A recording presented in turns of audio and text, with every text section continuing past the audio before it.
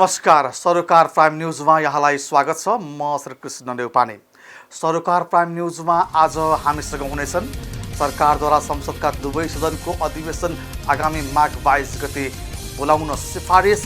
माघ 22 गते दिउँसो 4 बजे बैठक बस्ने गरी अधिवेशन बोलाउन राष्ट्रपतिलाई सिफारिस गरिएको मन्त्री परिषदको निर्णय। जलवायु परिवर्तनले मध्य पहाडमा ठूलो असर पारेकोमा नेकपा एमालेको गम्भीर चासो। आफ्नो मध्य पहाडी राजमार्गको पदयात्राका निष्कर्ष सहितको प्रतिवेदन प्रधानमन्त्री दाहाललाई बुझाउन बालुवाटार पुगेको एमाले नेतृत्वको टोलीले ठोस कदम चाल्न सरकारलाई दियो सुझाव। मध्य पहाडमा विकास निर्माणका कामहरू ठप्प रहेको र बजेट विनियोजनमा पूर्वाग्रह राखिएको एमालेको आरोप। एमालेले उठाएका विषयलाई आफूले गम्भीरताका साथ लिएको प्रधानमन्त्री दाहालको जवाफ। एमालेको अभियानले लोकतन्त्र बलियो बनाउन मद्दत गरेको टिप्पणी। नेपालका 77वटै जिल्लाको व्यापारिक केन्द्रको मुटु रहेको न्यू रोडमा महानगरले व्यवसायीसँग कुनै छलफल नै नगरी पार्किङ निषेध गरेको भन्दै व्यापारी आन्दोलित। व्यवसायीले तिरेको करले देश चलेको भन्दै निर्णय फिर्ता नलिए महानगरलाई कर नतिर्ने व्यवसायीको चेतावनी। क्यानाडाले आगामी 2 वर्ष अन्तर्राष्ट्रिय विद्यार्थीहरूको भर्नामा उल्लेख्य कटौतीको घोषणा गरेको समाचारसहित अन्य थुप्रै खबर आज हामीसँग हुनेछन्। तर सबभन्दा पहिले आजका मुख्य हेडलाइन।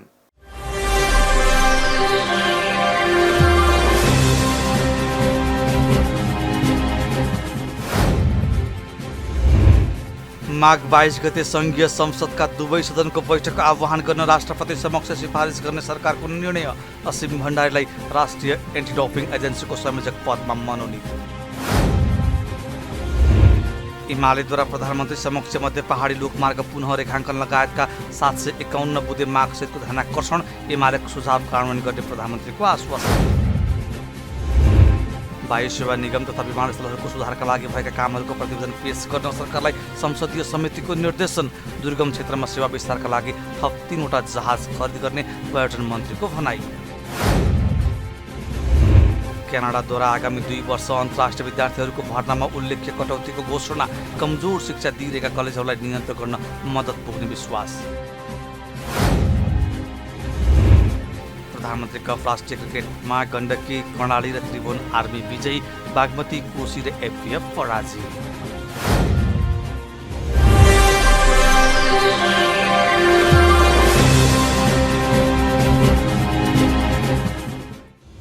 सरोकार प्राइम न्यूज अब विस्तारमा। सरकारले आगामी माघ 22 गते संघीय संसदको अधिवेशन आह्वान गर्न सिफारिस गर्ने निर्णय गरेको छ। सिंहदरबारमा मङ्गलबार बसेको मन्त्री परिषद बैठकले माघको 22 गते अपराह्न 4 बजे संघीय संसदको दुवै सदनको अधिवेशन आह्वान गर्न राष्ट्रपति समक्ष सिफारिस गर्ने निर्णय गरेको सरकारका प्रवक्ता रेखा शर्माले जानकारी दिनुभयो। यसअघि गत कार्तिक 16 गते सरकारको सिफारिसमा राष्ट्रपतिले संसद अधिवेशन अन्त्य गर्नुभएको थियो। मन्त्री परिषद बैठकले जापान सरकारबाट कोटेश्वर इन्टरसेक्सन इम्प्रुभमेन्ट प्रोजेक्ट कार्यान्वयनका लागि प्रस्तावित 34 अर्ब 49 करोड जापानी येन सहायता सम्बन्धी मस्यौदा सम्झौतालाई अन्तिम रूप दिन जापान सरकारसँग वार्ता गर्ने टोली गठन गर्ने निर्णय भएको प्रवक्ता शर्माले बताउनुभयो। पहिले त 2080 माघ 22 गते 4 बजे संघीय संसदको दुवै सदनको अधिवेशन आह्वान गर्न सम्माननीय राष्ट्रपतिज्यू समक्ष सिफारिस गर्ने बैठकको लागि भन्ने निर्णय भएको छ। यो आजको निर्णय हो। त्यसपछि युवा तथा खेलकुद मन्त्रालयको प्रस्तावमा राष्ट्रिय खेलकुद विकास नियमावली 2079 को नियम 16 को उपनियम 1 को खण्ड क बमोजिम डाक्टर असीम भण्डारीलाई राष्ट्रिय एन्टी डोपिङ एजेन्सीको संयोजक पदमा मनोनयन गर्ने भन्ने निर्णय भएको छ। र अर्को जापान सरकारबाट कोटेश्वर इन्टरसेक्सन इम्प्रुभमेन्ट प्रोजेक्ट कार्यान्वयनका लागि प्रस्तावित 34 अर्ब 49 करोड जापानी एन करिब 31 अर्ब 2 करोड नेपाली रुपियाँ बराबरको सहुलियतपूर्ण ऋण सहायता सम्बन्धी मस्यौदा सम्झौतालाई अन्तिम रूप दिन जापान सरकारसँग वार्ता गर्न वार्ता टोली गठन गर्ने भन्ने निर्णय भएको छ। आजका महत्त्वपूर्ण निर्णय बाँकी फेरि हामी छलफल गर्नेछौँ। धन्यवाद। Thank you.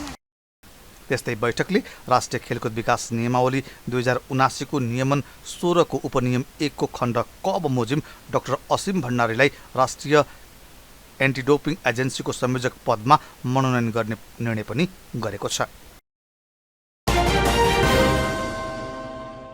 नेकपा एमाले मध्य पहाडका समस्या र समाधानका उपायबारे सरकारलाई लिखित रूपमा जानकारी गराएको छ। एमाले अध्यक्ष केपी शर्मा ओली नेतृत्वको प्रतिनिधि मण्डलले मंगलबार एमाले गत मङ्सिर 14 गतेदेखि पुस 1 गतेसम्म झुलाघाटदेखि चिवा फन्ज्याङसम्म सञ्चालन गरेको समृद्धिका लागि संकल्प यात्रा अभियानका क्रममा विभिन्न ठाउँमा जनताले राखेका माग र आफूहरूको अध्ययन र अनुभवले देखाएका कुराहरू समेटेर 151 बुँदे मागसहितको ध्यानाकर्षण पत्र प्रधानमन्त्री पुष्पकमल दाहाल प्रचण्डलाई बालटारमा भेटेर बुझाएको हो।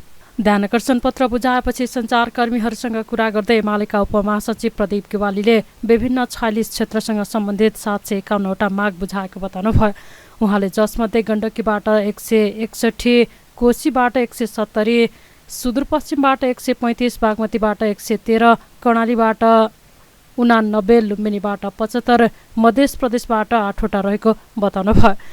सडक, शिक्षा, पर्यटन, कृषि, फलफुल र स्वास्थ्य बढी माग रहेको उहाँको भनाइ छ।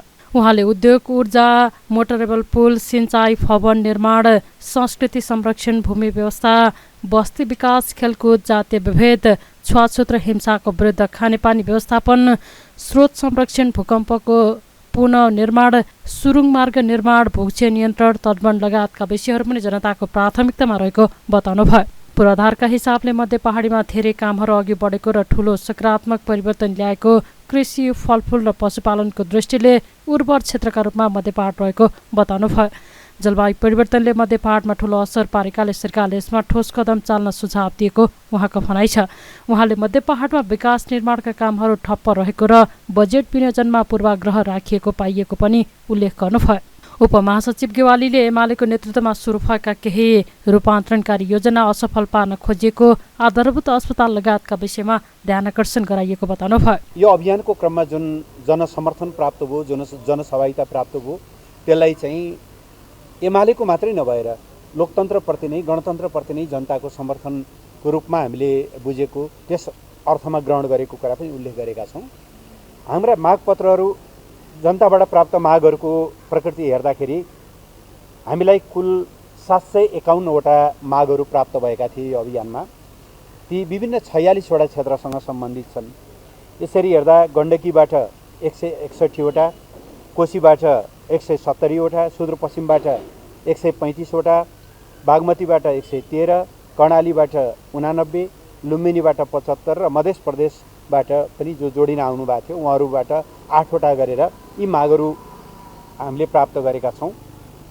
कुनै कुनै मागहरूमा यति ठुलो जनसमर्थन छ। एउटा माग छ जसमा 1442 जनाले समर्थन गरेर हस्ताक्षर गर्नुभएको, सामूहिक हस्ताक्षर समेतका ती विषयहरू छन्। प्राथमिकतामा हेर्दाखेरि चाहिँ सडक, शिक्षा, पर्यटन, कृषि, फलफुल र स्वास्थ्य बढी प्रायोरिटीमा देखिन्छन् भने उद्योग, ऊर्जा, मोटरेबल पुल, सिंचाई, भवन निर्माण, संस्कृति संरक्षण, भूमि व्यवस्था, बस्ती विकास, खेलकुद, जातीय विभेद, छुवाछुत र हिंसाको विरुद्ध, खानेपानी व्यवस्थापन, स्रोत संरक्षण, भूकम्पको पुनर्निर्माण लगायतका, सुरुङ मार्ग निर्माण, भूक्षय नियन्त्रण, तटबन्ध लगायतका विषयहरू यसमा जोडिएका छन्।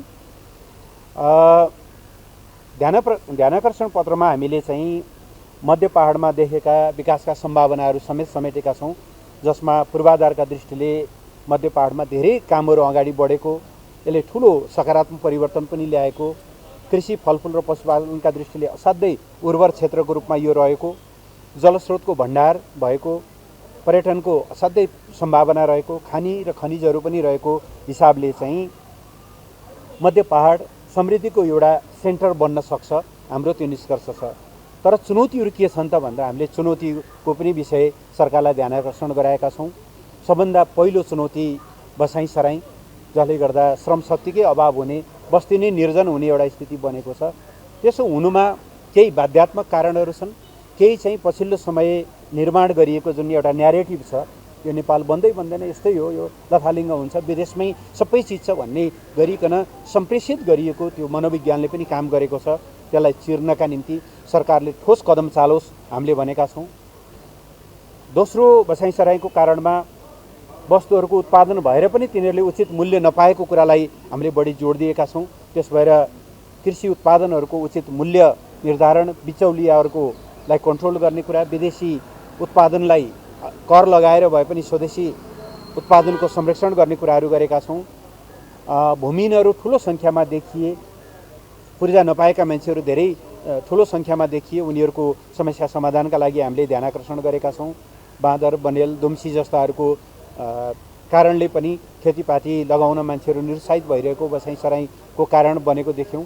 जलवायु परिवर्तनले एकदम असर परेको हुनाले यसमा सरकारले ठोस कदम चालोस् हामीले भनेका छौँ।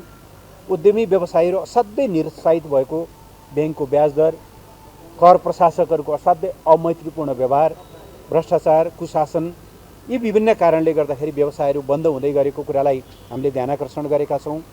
विकास निर्माणका कामहरू ठप्प छन्। ठुला पूर्वाधारका कार्यक्रमहरू, बजेट विनियोजनमा पूर्वाग्रह राखिएको, एमालेको नेतृत्वमा सुरु भएका केही रूपान्तरणकारी योजना असफल पार्ने कोसिस भएको, जस्तो स्वास्थ्य बिमा, आधारभूत हस्पिटल लगायत यो विषयमा हामीले ध्यानाकर्षण गरेका छौँ। भूकम्पपछिको पुनर्निर्माणमा सरकार एकदमै अक्षम, असफल भयो। भूकम्पले 153 जना मान्छे मरे, तर पछाडि न्यानो कपडा दिन नसक्दा, अस्थायी आवास दिन नसक्दा 34 जनाभन्दा बढीको चिसोले कठाङ्ग्रिएर मृत्यु भएको छ। यो असाध्यै लज्जास्पद कुरा हो। हामीले यो विषयमा ध्यानाकर्षण गराएका छौँ। मध्य पहाडी लोकमार्गको रिएलाइनमेन्ट, ठाउँ ठाउँमा रिएलाइनमेन्टको कुरा गरेका छौँ। त्यसमा 10वटा सहर 12वटा सहर बसाल्ने भनेको त्यसमा काम अगाडि नबढेको कुरामा ध्यानाकर्षण गरेका छौँ। र सरकारी कामहरू, सरकारका निकायहरूमा विकासका कामहरूमा समन्वय नहुँदा पनि कैयौँ कामहरू अलपत्र परेको, यी सबै कुरालाई ध्यानाकर्षण गराउँदै यो विषय हामीले निरन्तर खबरदारी गरिरहनेछौँ। यी हाम्रा मात्रै विषय होइनन्, सिँगै देशका विषयहरू हुन्। यसमा यो कार्यान्वयन होस् भनेर अध्यक्षले विशेष जोड दिनुभएको छ। सामान्य प्रधानमन्त्रीले चाहिँ यी विषयहरूलाई आफूले गम्भीरतापूर्वक लिएको, एमाले चलेको अभियानले, सङ्कल्प यात्राले वास्तवमा लोकतन्त्रलाई बलियो बनाउनको निम्ति मद्दत गरेको, कहीँ न कहीँ यो हाम्रो पनि अभियान हो भन्ने आफूलाई लागेको, तदनुरूप चाहिँ सरकारले शान्ति सुरक्षाको व्यवस्था पनि गरेको थियो। र तपाईँहरूले यी जुन विषयहरू अगाडि सार्नुभएको छ, यिनीहरू उहाँको भाषामा भन्दा दराजमा थन्किन पाउने छैनन्। मैले सम्बन्धित निकायलाई कार्यान्वयनका निम्ति ताकेता गर्नेछु र नीति कार्यक्रम र बजेट बन्ने पूर्व सन्ध्यामा तपाईँहरूले यी विषयहरू ध्यानाकर्षण गराउनु भएको हुनाले यसको अधिकतम कार्यान्वयन हुने विश्वास दिलाउन चाहन्छु उहाँले भन्नुभएको छ। यसरी हामीले सङ्कल्प यात्राको क्रममा जनताबाट प्राप्त भएका सुझावहरूलाई चाहिँ प्रधानमन्त्रीलाई हस्तान्तरण गर्ने काम र यसप्रति सरकारको एउटा चाहिँ कमिटमेन्ट लिने काम सम्पन्न गरेको बेहोरा म यहाँलाई अनुरोध गर्न चाहन्छु। ज्ञापन पत्र ग्रहण गरेसँगै प्रधानमन्त्री दाहालले यी विषयलाई आफूले गम्भीरताका साथ लिएको र एमालेको अभियानले लोकतन्त्र बलियो बनाउन मद्दत गरेको बताउनु भएको पनि उपमहासचिव गेवालीले बताउनु भयो। सुझावलाई दराजमा थन्क्याउने नभई कार्यान्वयन गर्ने प्रतिबद्धता प्रधानमन्त्रीले दिएको उहाँले बताउनु भयो। प्रधानमन्त्री दाहालले आगामी वर्षको नीति तथा कार्यक्रम र बजेटको तयारी थालिएको जानकारी दिँदै त्यसलाई सकेसम्म जनमुखी बनाइने बताउनु भयो। प्रतिनिधि सभा अन्तर्गतको अन्तर्राष्ट्रिय सम्बन्ध र पर्यटन समितिले नेपाल वायु सेवा निगम तथा विमानस्थलहरूको सुधारका लागि भएका कामहरूको प्रतिवेदन पेश गर्न सरकारलाई निर्देशन दिएको छ। सिंहदरबारमा मङ्गलबार बसेको समिति बैठकले निगम तथा मुलुकमा भएका विमानस्थलहरूको सुधारका लागि भएका अध्ययन तथा अनुसन्धानको प्रतिवेदन पेश गर्न नागरिक उड्डयन मन्त्रालय र निगमलाई निर्देशन दिएको हो। बैठकले मन्त्री परिषद कार्यालयमा पठाइएको भनिएको नागरिक उड्डयन सम्बन्धी विधेयकको अवस्थाका बारेमा पनि समितिमा जानकारी गराउन मन्त्रालयलाई निर्देशन दिएको समिति सभापति राजकिशोर यादवले जानकारी दिनुभयो। मान्य मन्त्रीज्यूले नै नागरिक उड्डयन विधेयक सम्बन्धी हामी क्याबिनेटमा पठाइसकेको भन्ने कुरा जानकारी गराएको स्थिति छ।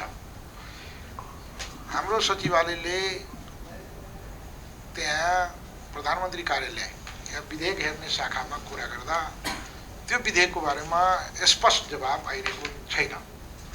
त्यसैले मन्त्रालयले त्यो विधेयकको स्थिति के हो, मन्त्रालयले कुन दिनमा निर्णय गरेर त्यहाँ पठाएको हो, त्यो डेट सहित यो समितिमा उपलब्ध हुनु पर्यो। यदि अब हामीले यहाँ प्रधानमन्त्रीलाई नै तालुकदार मन्त्रालयले यदि त्यहाँ पठाइसक्यो भने के कारणले, त्यसका पछाडि कुन यस्तो शक्तिले काम गरिरहेको छ कि त्यो विधेयक जहाँ जानुपर्ने हो त्यहाँ गइरहेको छैन। त्यसैले सचिवजीले अब यो यहाँले मन्त्रीजीलाई त्यो विधेयकको स्ट्याटस के हो त्यो चाहिँ समितिलाई जानकारी चाहियो। एउटा आजको बैठकमा नेपाल वायु सेवा निगमको जहाजमा देखा परेका समस्याहरू तथा विविध विषयका सम्बन्धमा संस्कृति, पर्यटन तथा नागरिक उड्डयन मन्त्रालयका मान्य मन्त्री सचिव र नेपाल वायु सेवा निगमका कार्यकारी अध्यक्षसँग छलफल भयो। छलफल पश्चात निम्न अनुसार निर्देशन गर्ने निर्णय भयो। नेपाल वायु सेवा निगम तथा विमानस्थलहरूको सुधार लगायत समग्र विषयमा के कस्ता अध्ययन अनुसन्धानहरू भएका छन् तिनको प्रतिवेदनहरू समिति समक्ष यथाशीघ्र पेश गर्न नेपाल वायु सेवा निगमलाई निर्देशन दिने। बैठकमा संस्कृति, पर्यटन तथा नागरिक उड्डयन मन्त्री सुदन किराँतीले विमानको अभावका कारण धेरै विमानस्थलहरू प्रयोगविहीन भएको भन्दै थप 3वटा जहाज किन्ने तयारी भएको जानकारी दिनुभयो। उहाँले पुरानो ट्विन इन्टर विमानलाई पनि मर्मत गर्ने काम भइरहेको बताउनुभयो। पर्याप्त विमानहरू भए सबै विमानस्थलमा उडान गर्न सकिने उहाँको भनाइ छ। त्यस्तै उहाँले राजनीतिक हस्तक्षेप र कर्मचारीको काम नगर्ने प्रवृत्तिका कारण निगम धराशयी भएको भन्दै अब निगमको व्यवस्थापनलाई सुधार गर्ने जिकिर गर्नुभयो। 3वटा हामीले साना दुर्गम क्षेत्रमा उड्ने जहाज टेन्डर प्रक्रिया अगाडि बढाएर अन्तिम चरणमा पुर्याइएको छ र 2012 देखि ग्राउन्डेड एउटा टोइलेटर जहाजलाई मर्मत सम्भारमा हामीले अगाडि बढाएका छौँ। मर्मत सम्भारको निम्ति, किनभने प्राविधिकहरू भन्छन् जहाज कहिले पनि पुरानो हुँदैन। यदि पुरानो हुँदैन भने किन हामीले थन्काएर राखेको त? नयाँ किन्नुको निम्ति साना जहाज अरबको छेउछाउ पर्दो रहेछ। पुरानो जहाजलाई मर्मत गर्नुको निम्ति 12-14 अरब करोडमा बनिदो रहेछ। भनेपछि हामीले यति सानो लगानीमा राज्यको निम्ति फाइदा हुन्छ भने किन नगर्ने भनेर हामीले त्यो जहाज पनि मर्मत सम्भारमा हालेका छौँ र छिटै त्यो बनिसक्नेछ। आजको विश्वसँग 4 कुरा सिक्नै पर्छ। एउटा हो ज्ञान, अर्को हो सिप, अर्को अनुभव र प्रवृत्ति। यति कुरा भित्राइयो भने मात्रै समग्र हाम्रो नेपालमा विकास गर्नुको निम्ति हामीलाई सजिलो हुन्छ। आजको दुनियाँमा हामी हिँड्न सक्छौँ भन्ने लाग्छ। त्यसकारणले यसको पुनर्संरचनाको निम्ति करार व्यवस्थापनमा हामी अब जानै पर्छ। जसले जे भने पनि हामी जानै पर्छ। करार व्यवस्थापनको निम्ति मन्त्रालयले प्रस्ताव हामीले क्याबिनेटमा पठाएको आज 1 हप्ता भइसकेको छ। सायद छिटै नै त्यसको निम्ति त त्यो निर्णय हुनेछ र त्यो करार व्यवस्थापनको निम्ति हामी एकैचोटि जाने होइन, पहिला अध्ययन गर्ने। अब केही समय पछाडि 5-7 वर्ष पछाडि हामी काठमाडौँमा प्लेन राख्न सक्दैनौँ। यो तथ्यले देखाइसकेको कुरा हो। सिङ्गल एप्रोच छ। निजगढ विमानस्थल अगाडि बढिसकेको कुरा हामीले होइन, अदालतले झारेको हो। त्यो बेला म मन्त्री पनि थिइनँ। अदालतले निर्णय गरेर तल झरिसकेपछि फेरि एउटा विज्ञ समिति गठन गरेर त्यो विज्ञ समितिले लिएको प्रतिवेदन चाहिँ मन्त्री परिषदबाट पास भएर अगाडि बढेको छ। अब त्यो भएर के अरे चाहिँ निजगढमा बनाउने कि कहाँ बनाउने, तर चाहियो 35 लाख पर्यटक 10 वर्षभित्र ल्याउने हो भने यो एयरपोर्टले थाम्दैन। विकल्पै छैन हामीलाई। अन्तर्राष्ट्रिय स्तरको फुल फेजमा चल्ने एयरपोर्ट हामीलाई चाहिन्छ। त्यो भैरवा र पोखराले हुँदैन। त्यो विकल्प भैरवा र पोखरा चाहिँ होइन। अब के यो 5वटा विषयले समस्या होला जस्तो चाहिँ भनेर हाम्रो सम्माननीय पूर्व प्रधानमन्त्रीले भने त्यो हो, सबै कुरा हो। त्यो 5वटै हो। त्यो 5वटाको समाधान कसरी गर्ने हो? बैठकमा समिति सदस्यहरूले निगमको व्यवस्थापन कमजोर हुँदा निगम कमजोर हुँदै गएको बताएका थिए। उनीहरूले भएका जहाजहरूलाई नचलाउने र नयाँ किन्न खोज्ने प्रवृत्तिलाई अन्त्य गर्नुपर्ने धारणा राखेका थिए। समिति सदस्य माधव कुमार नेपालले अहिलेको अवस्थाका चलन सक्ने विमानस्थललाई मात्रै सञ्चालन गर्नुपर्ने सुझाव दिनुभयो। उहाँले नयाँ विमानस्थलको सम्भाव्यता अध्ययन औचित्यका आधारमा गर्नुपर्ने सुझाव दिनुभयो। 22-23वटा एयरपोर्टहरू गौचरणमा परिणत भए। अब तिनीहरूलाई व्यावसायिक रूपमा सञ्चालन गर्ने कुराहरूको कुरा गर्नुभयो। मलाई लाग्छ ती सबैको बारेमा अब व्यावसायिक रूपमा सञ्चालन गर्न सम्भव छैन। त्यो पनि दिशामा जाँदै हुनुहुन्छ। फेरि अर्को ठुलो गल्ती हामी गर्छौँ। पहिलो अब त्यो विषय त हामीको अहिलेको विषय होइन, तर यो विमानस्थल बनाउने सवालमै पनि हामीमा चाहिँ वास्तवमा हचुवा भारा छ। प्रत्येक माननीयजीहरूलाई आफ्नो जिल्लामा विमानस्थल चाहिएको छ। अब हुँदा आफ्नो गाउँमा पनि उहाँले माग गर्न बेर छैन। गाउँ गाउँमै पनि मागिसके। विराटनगरको नजिकै भए पनि चाहिएकै छ, धनगढीको नजिकै भए पनि चाहिएकै छ, धनगढीभन्दा उत्तरतिर पनि चाहिएको छ, धनगढीभन्दा पूर्वतिर पनि चाहिएको छ। यो सबै कुराहरूको सन्दर्भमा जुन हाम्रो मनस्थिति छ, यो नै सबभन्दा ठुलो समस्याको विषय छ। यो त एउटा समस्याको पाटोमा पहिले पनि हामीले छलफल गरेका थियौँ, या यो छलफल हुने गरेको छ कि उनीहरूको चाहिँ हामीले मुद्दती खातामा बढी ब्याज दिने, मुद्दती खातामा बढी ब्याज दिइसकेपछि त्यो ब्याङ्कले त्योभन्दा बढी पैसामा ऋण दिनुपर्ने एउटा बाध्यतामा पर्ने एउटा स्थितिलाई कसरी सम्बोधन गर्ने पनि सरकारको सामु एउटा ठुलो समस्याको विषय छ भने, अर्कोतर्फ विदेशबाट हामीले कम ब्याजमा रकमहरू पाउने गरेका छौँ। अझै कसैले 1%भन्दा कम ब्याजमा पनि दिने गरेका छन्। 1%भन्दा कम ब्याज 0.5%, त्योभन्दा पनि तल छ कि थाहा छैन, 2-3% पनि दिइरहेका छन्। पैसाको त्यति धेरै उनीहरूसँग सङ्कलन छ। त त्यो अवस्थामा चाहिँ यो हामीले नेपालबाट आफ्नै संस्थाले रकम लिने, त्यसपछि चाहिँ हाम्रो कम्पनीहरू सबै डुब्ने, यो स्थितिको बारेमा पनि सोच्नुपर्ने आवश्यकता पर्छ। त्यस्तै बैठकमा निगमका प्रतिनिधिहरूले सिङ्गापुर, सिडनी लगायतका उडानका लागि तयारी भइरहेको र निगमले मुनाफाभन्दा पनि गुणस्तरीयता र सुरक्षालाई प्राथमिकता दिएको बताएका थिए। प्रधानमन्त्री पुष्पकमल दाहाल प्रचण्डले आगामी आर्थिक वर्षको बजेट निर्माणलाई जनमुखी र कार्यान्वयनयोग्य बनाउन भन्दै 16 बुँदे मार्गदर्शन दिनुभएको छ। मंगलबार प्रधानमन्त्री तथा मन्त्री परिषदको कार्यालय सिंहदरबारमा आगामी वर्षको नीति तथा कार्यक्रम र बजेटको तयारी सम्बन्धी बैठकमा प्रधानमन्त्रीले आगामी वर्ष र आगामी 3 वर्षका लागि स्रोतको अनुमान गरी सिलिङलाई अन्तिम रूप दिन निर्देशन दिनुभएको हो। बजेटको सिलिङलाई अन्तिम रूप दिनु अघि राष्ट्रिय योजना आयोग र अर्थ मन्त्रालयले माघ 20 गतेसम्म सबै मन्त्रालयसँग छलफल गर्नुपर्ने उहाँको निर्देशनमा उल्लेख छ। प्रधानमन्त्री प्रचण्डले मन्त्रालय निकायगत छलफल सकेपछि माघ 25 भित्र सबै मन्त्रालय निकायसँग सामूहिक छलफल गरी राष्ट्रिय प्राथमिकता र राष्ट्रिय स्रोतको अवस्थाका बारेमा छलफल गर्ने तालिका बनाउन पनि निर्देशन दिनुभएको छ। हाल कार्यान्वयनमा रहेका आयोजनाहरू सम्पन्न हुने गरी बजेट विनियोजन गरिसकेपछि मात्र नयाँ कार्यक्रम तथा योजनाका लागि बजेट राख्न उहाँको निर्देशन छ। राष्ट्रिय गौरवका आयोजनाहरूमा स्वीकृति, खरिद, गुरुयोजना अनुरूप बजेट विनियोजन हुने सुनिश्चित गर्न समेत प्रधानमन्त्रीले निर्देशन दिनुभएको छ।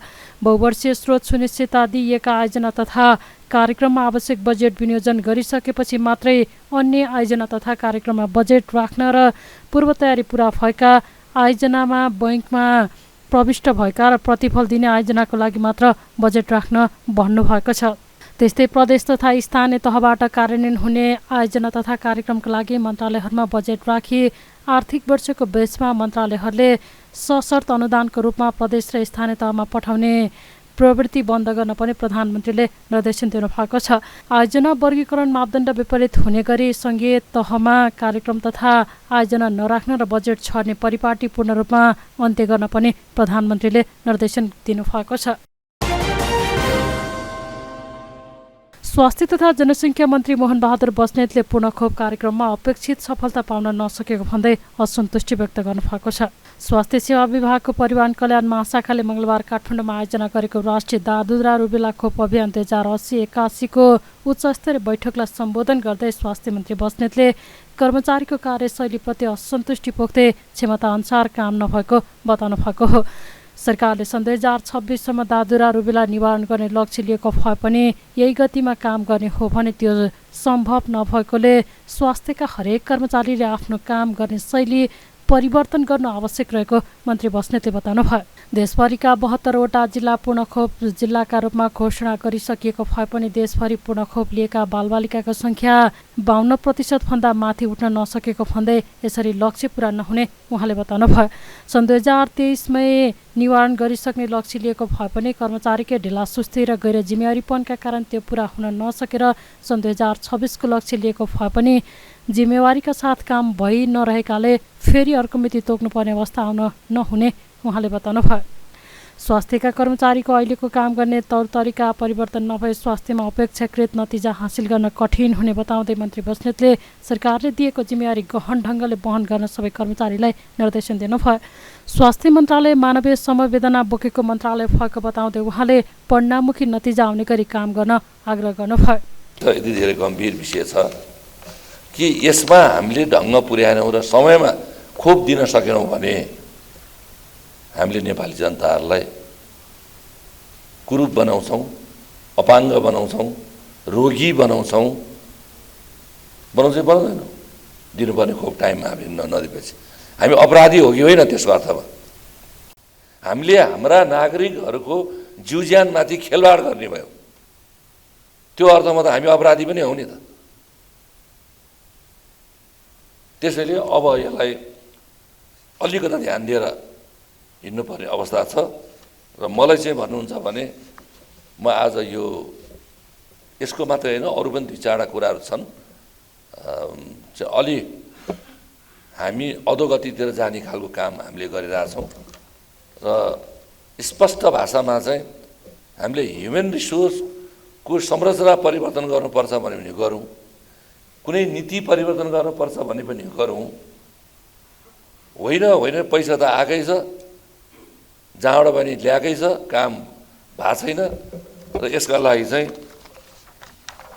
यो आजको भेलाले यसलाई अलिकता मिहिनेत गरिदिनुहोस्, एउटा राम्रो रणनीति बनाउनुहोस्, कार्ययोजना बनाउनुहोस्। पहिला त यो मन्त्रालयमा 16 वर्षसम्म रणनीतिहरू पास नभएर 6 पटकसम्म क्याबिनेटमा गएर फर्किए पनि केस फेला पारे। 16 वर्षसम्म यो देशका स्वास्थ्य मन्त्री जनसङ्ख्या मन्त्री के बस्या? म आएपछि त कोही रोकिया छैन, सबै पास गरेका छौँ। अलिअलि अप्ठ्यारो पर्न थाले फेरि म दौडिहालेको छु।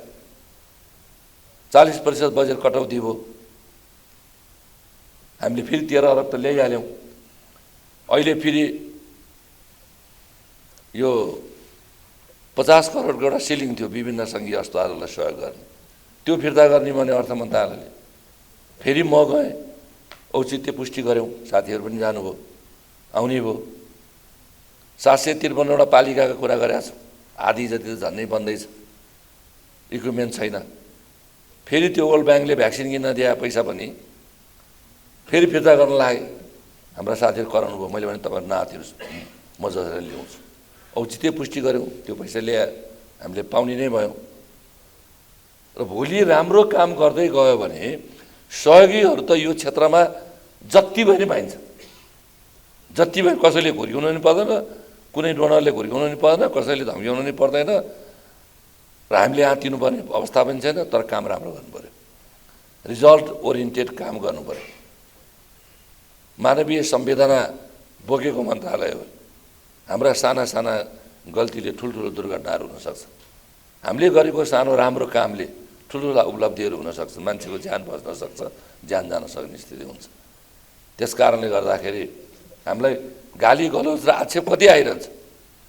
ऊ अहिले लेख्न थालिसक्यो, 40 लाख खोप उहाँ इट्टा भट्टामा ल डढाउँदै भनेको छ। अब त्यो चाहिँ खोप, त्यो भ्याक्सिन लाउन पर्नेले लाइसके, फिर्ता लैजाऊ भन्दा लाँदैनन्। कहीँ राखेर पनि काम छैन, डेट एक्सपायर हुने बेला भयो, अनि कहीँ पनि नले कहाँ लान्छ। अब त्यसलाई चाहिँ प्रयोग गरेन, काम गरेन, यसो उसो भन्ने तरिकाले लेख्न सुरु भइसक्यो।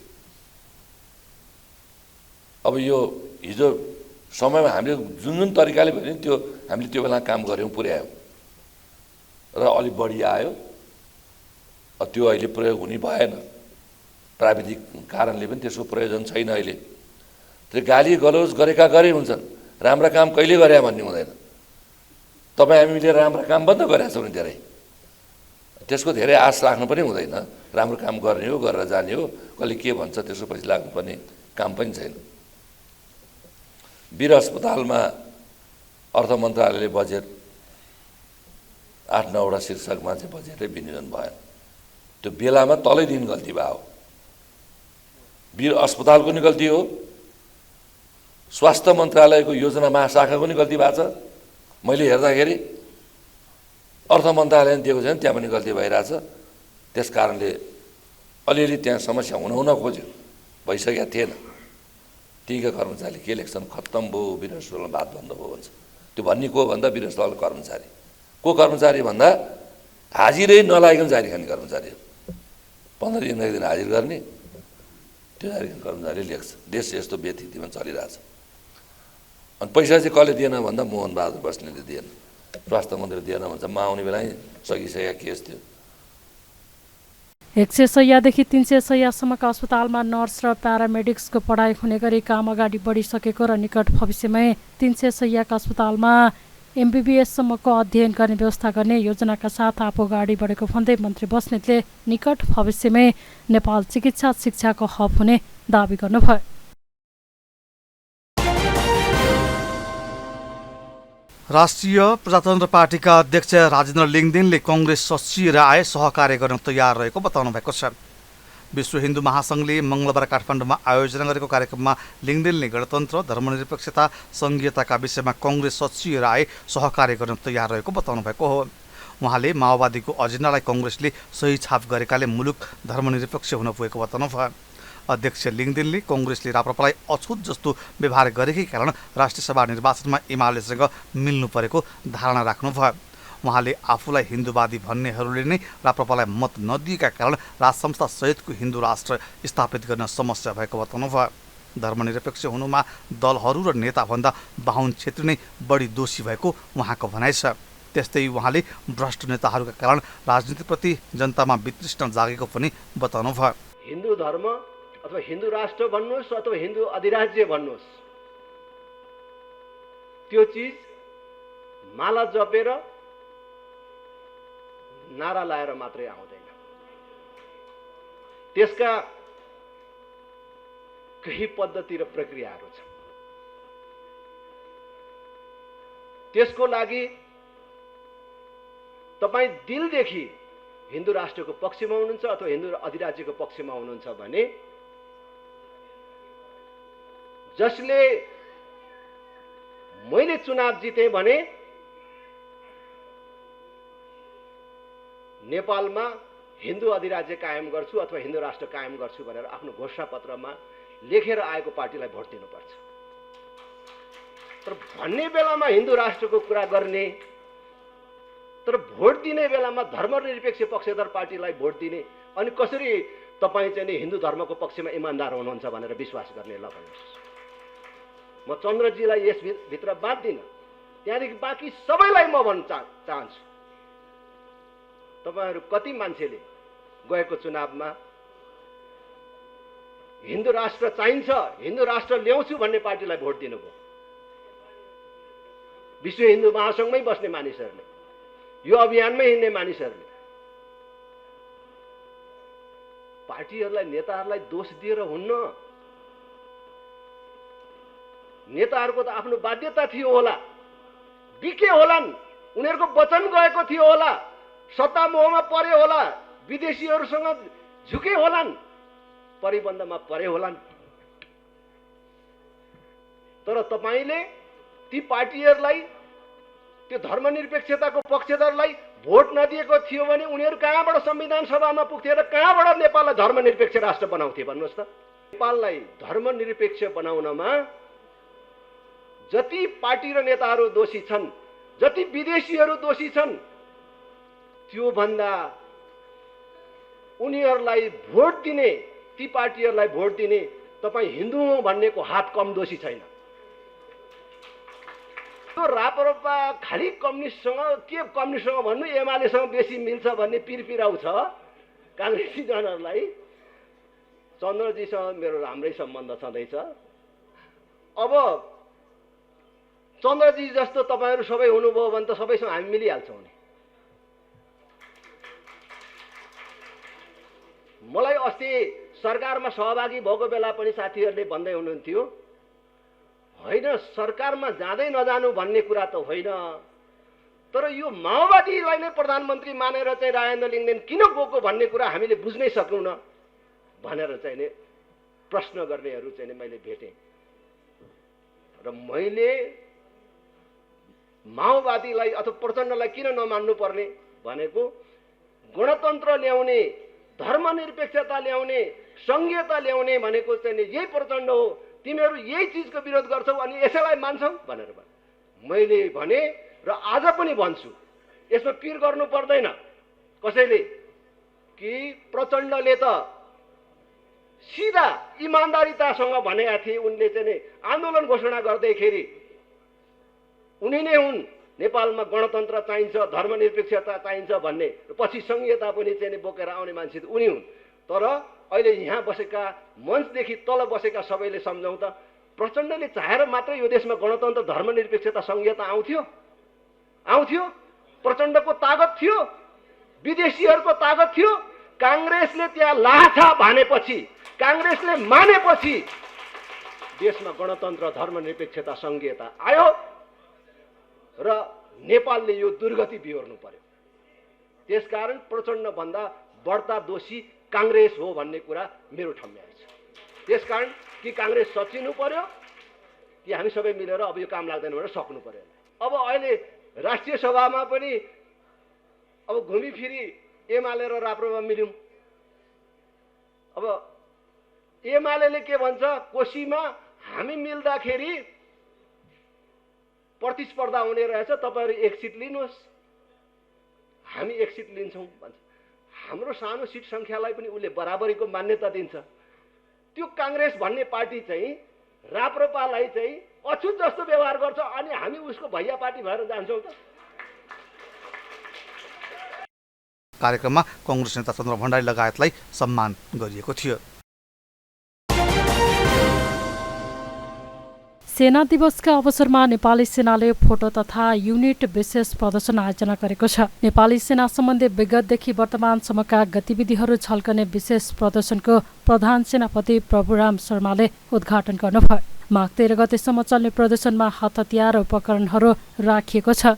साथै सैनिक पोसाक, सैनिक ब्यान्ड, सैनिक हवाई सेवा, घोडचढी, जङ्गल तथा पहाडी युद्धकला, विशेष फौज लगायतका गतिविधिको सामग्रीहरूको प्रदर्शन गरिएको छ। राष्ट्रिय निकुञ्ज तथा वन्यजन्तु आरक्ष्य, शान्ति सेना, विकास निर्माण, विपद व्यवस्थापन, खेलकुदका साथै सैनिक विद्यालयहरू लगायतको विविध गतिविधि र श्रव्य दृश्य सामग्रीहरूको प्रदर्शन समेत गरिएको सेनाले जनाएको छ। प्रदर्शनीबाट आम नागरिकका साथै विभिन्न तहमा अध्ययन गर्ने विद्यार्थीहरूलाई नेपाली सेनाका विभिन्न गतिविधिहरूको बारेमा जानकारी हासिल गर्न सहज हुने सेनाको विश्वास छ।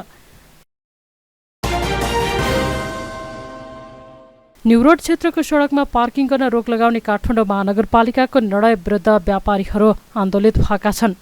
महानगरले मङ्गलबारदेखि न्युरोडको कालोपत्रे सडकमा सवारी साधन पार्किङ निषेध गरेपछि त्यहाँका व्यवसायीले विरोध गरेका हुन्। पार्किङ गर्न नदिएपछि ग्राहक नहुने भन्दै व्यवसायले सटर बन्द गरेर विरोध जनाएका हुन्। न्युरोड क्षेत्रमा मङ्गलबार बिहान पार्किङ गरिएका सवारी साधन महानगर प्रहरीले हटाएका थिए। महानगरले न्युरोडको पार्किङको विकल्पमा काठमाडौँ टारमा निःशुल्क पार्किङ सुविधा उपलब्ध गराइएको जानकारी दिएको छ। महानगर प्रहरी बलका प्रमुख नगर प्रहरी वरिष्ठ उपरीक्षक राजुनाथ पाण्डेका अनुसार धर्मपथ, जुद्ध शालिगदेखि इन्द्रचोक, खिचापोखरी, महाबौद्ध, बेर अस्पताल लगायत क्षेत्रका सडकमा पार्किङ निषेध गरिएको छ।